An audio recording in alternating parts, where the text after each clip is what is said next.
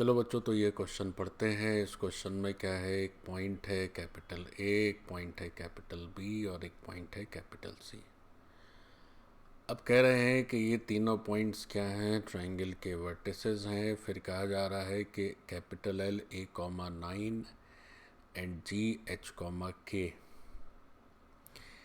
Are its orthocentre and centroid respectively. तो तेरी तो बहुत लंबा चौड़ा है ये तो क्वेश्चन भाई, काफ़ी ज़बरदस्त मालूम पड़ रहा है। जेई मेन में भले ही पूछा गया है लेकिन जेई एडवांस से कम नहीं है। जेई मेन 2025 में पूछा गया है, जनवरी अटेम्प्ट में और सेकेंड शिफ्ट में, इवनिंग शिफ्ट में। But this looks like a very very high quality question.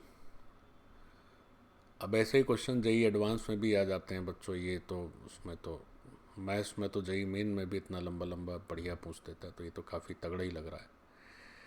देखो, इसमें तीन तो पॉइंट दिए हैं, कह रहे हैं कि वो जो है वर्टिसेस हैं ट्रायंगल के। और फिर उसके बाद क्या है कि दो पॉइंट दिए हैं ऑर्थो सेंटर एंड सेंट्रॉइड, तो ये सब बताना है। अब अगर हम एक ट्रायंगल बनाएं और 6,8 लिखें और बी जो है वो लिखा जाए 10 कॉस अल्फ़ा और -10 साइन अल्फ़ा,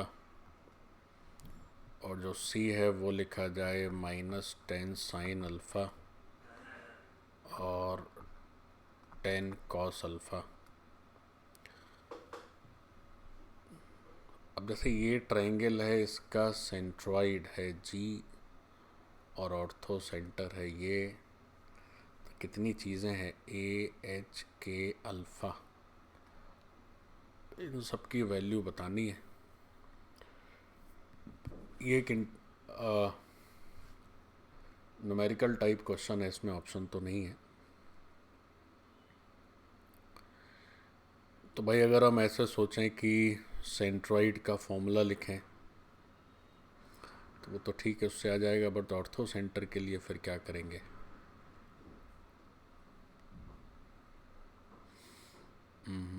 अगर सरकम सेंटर भी मिल जाए तो फिर ये कर सकते हैं कि ऑर्थो सेंटर, सेंट्रॉइड और सरकम सेंटर जो है कोलिनियर वाला। बट इसका सरकम सेंटर कैसे मिले? -10 साइन अल्फ़ा 10 कॉस अल्फ़ा, फिर 10 कॉस अल्फ़ा -10 साइन अल्फ़ा। देखो बच्चों, सरकम सेंटर यहाँ से समझ में आ जाएगा आपको। भाई इसमें अगर आप ऑर्थो सेंटर वैसे निकालने के चक्कर में जाइएगा तो बड़ा पेचीदा मामला है। तो ये तभी हो सकता है जब आपको सरकम, तो आपको सारा ध्यान यहाँ पर सरकम सेंटर पर लगाना चाहिए। तो ये सरकम सेंटर ही हमारा इस प्रश्न में हीरो है। ये सरकम सेंटर जो निकाल ले गया तो क्या होगा कि फिर हम अपने को एक रिज़ल्ट पता है कोऑर्डिनेट ज्योमेट्री में। तो रिज़ल्ट ये होता है कि जो सेंट्रॉइड है वो क्या होता है कि ऑर्थो सेंटर और सरकम सेंटर को ज्वाइन करने वाली लाइन को 2:1 के रेशियो में डिस्ट्रीब्यूट करता है, तीनों को लीनियर रहते हैं। तो अगर सरकम सेंटर पता चल जाए तो कुछ ए एच के में कुछ बात बने नहीं। तो वैसे अगर आप ऑर्थो सेंटर इससे निकालने जाइएगा ऑल्टीट्यूड करके तो बहुत दिक्कत हो जाएगी, क्योंकि ये सब भी तो फिक्स नहीं है ना, मतलब इसमें भी अल्फ़ा दिया हुआ है। तो अगर सरकम सेंटर हम बता पाते हैं तब कुछ कर पाएंगे इसमें, तब बाकी सब कनेक्ट हो पाएगा। तो देखो, सरकम सेंटर तो आप ऐसे थोड़ा दिमाग लगाएं कि जैसे ये है -10 साइन अल्फ़ा 10 कॉस अल्फ़ा और ये है 10 कॉस अल्फ़ा माइ, तो अगर इनका दोनों का स्क्वायर करें तो 100 आ जाएगा, और इसका भी स्क्वायर करिए तो भी आपका 100 आ जाएगा। तो अगर हम एक सर्कल लिखें x² + y² = 10 का स्क्वायर, है ना, या 100, तो जो पॉइंट्स ए बी और सी हैं वो सभी इसी सर्कल पर हैं। तो इसका मतलब ये हो गया कि हमारा ये जो सर्कल है इस सर्कल के अंदर ये ट्रायंगल बना हुआ है। तो इस यानी ऐसे भी कह सकते हैं कि अगर हम इन 3 पॉइंट्स को पास कराएं तो इनसे होके जो सर्कल पास करेगा, इन 3 पॉइंट्स को अगर ज्वाइन करें सर्कुलर फॉर्म में, तो ये सर्कल है। तो जो इसका सेंटर है वही बच्चों हमारा सरकम सेंटर होगा, है ना। तो हम जैसी बात कर रहे थे कि हमें सरकम सेंटर की रिक्वायरमेंट है, तो जो सरकम सेंटर है वो क्या है, तो सरकम सेंटर है origin, that is 0,0, this is the circumcentre. अब अगर ये सरकम सेंटर आ गया, अब देखिए सेंट्रॉइड तो अपने को दिया हुआ है G which is H, K। Circumcentre आ गया अपना O विच इज़ ओरिजिन, और ऑर्थो सेंटर दिया है capital L which is A,9, है ना, A,9 ही है ना, यस इट इज़ A,9। तो अब हम इसको यूज़ कर सकते हैं। तो जैसे अगर H लिखा जाए तो H लिखेंगे तो क्या होगा, 2 इंटू 0 प्लस 1 इंटू A, और नीचे करेंगे तो 2 प्लस 1। तो यहाँ से जो H है उसकी वैल्यू हो जाएगी A/3। फिर अगर हम K लिखना चाहें तो वो क्या हो जाएगा, तो वो हो जाएगा 2 इंटू 0 प्लस 1 इंटू 9, और नीचे हो जाएगा 2 प्लस 1। तो यहाँ से जो K की वैल्यू है दैट विल बी 9/3, तो यानी कि 3 हो गया ये।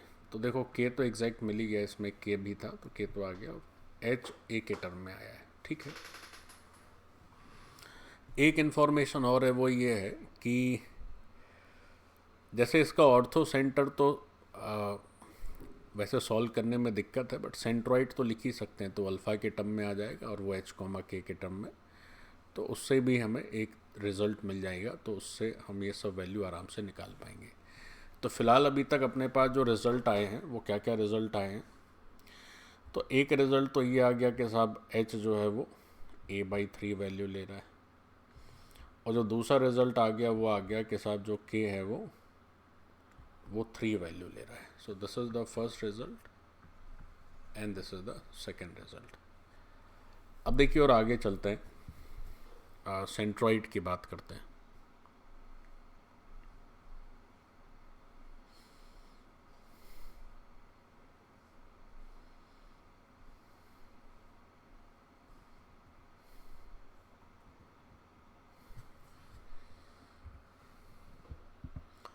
ओके, तो अगर सेंट्रॉइड की बात करी जाए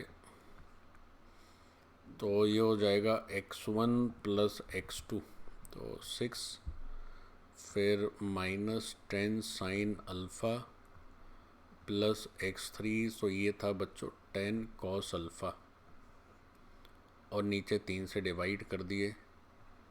फिर हो गया 8 -10 साइन अल्फ़ा, और प्लस हो जाएगा 10 कॉस अल्फ़ा, और यहाँ भी हमने 3 से डिवाइड कर दिया। तो ये हमारा जो है वो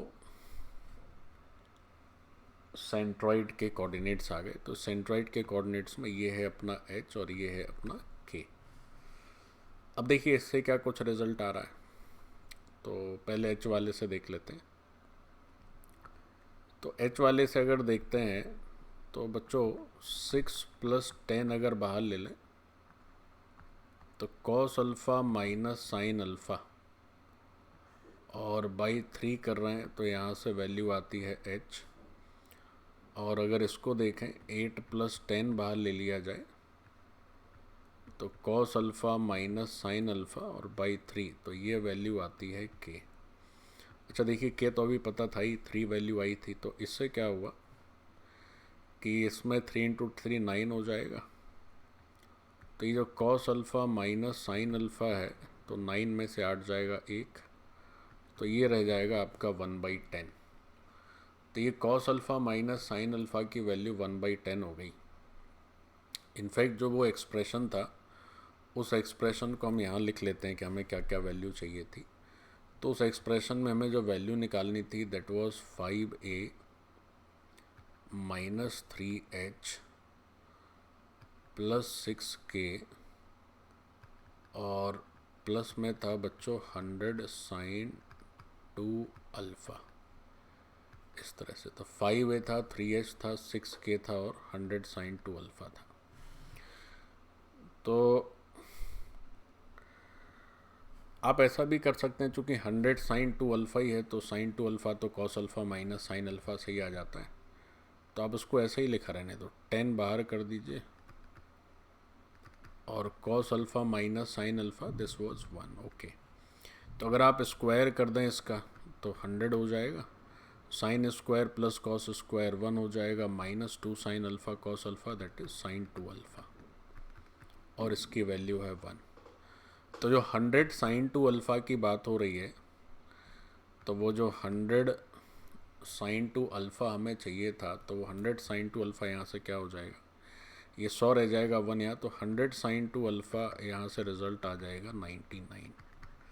तो देखो के हो गया हमारा, 100 साइन 2 अल्फ़ा हो गया, बचा ए और एच। तो अब कोई समस्या नहीं है, चूँकि यहाँ पर अगर आप देखें तो 10 cos alpha minus sine alpha की वैल्यू 1 है, तो उसको हम यहाँ पर रिप्लेस कर देते हैं, तो 6 + 1/3 h। तो यहाँ से जो h की वैल्यू है दैट इज़ 7/3। तो चलो h भी निपट गया। और अभी थोड़ी देर पहले हमने ये सीखा था, अभी जब पीछे रिज़ल्ट देख रहे थे तो एक रिज़ल्ट आया था कि जो a है दैट वाज 3h।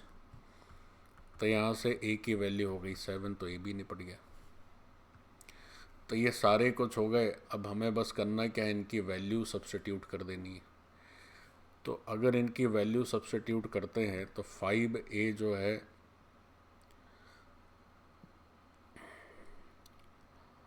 5a ही ना पूछा है, तो ये हो जाएगा हमारा 35 माइनस 3h, तो माइनस 3h हो गया हमारा 7, प्लस 6k हो गया 18, और 100 साइन 2 अल्फ़ा हो गया 99, है ना। अब बस उसको हम सॉल्व कर देते हैं। तो जैसे ही इसको सॉल्व करेंगे तो 15 में से 7 चला गया, सॉरी 25 में 7 गया तो 28, और 18 और 99। सो इसका वैल्यू जो बनता है ये है 46 और 99 मीन्स 145, है ना। तो ये हमारा इसका आंसर हो गया। बट ये क्वेश्चन काफ़ी अच्छा है।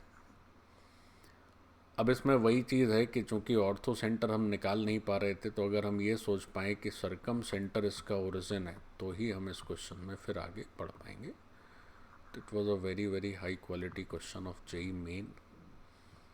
तो इसी के साथ ये सॉल्यूशन बच्चों समाप्त होता है। धन्यवाद। थैंक यू बच्चों।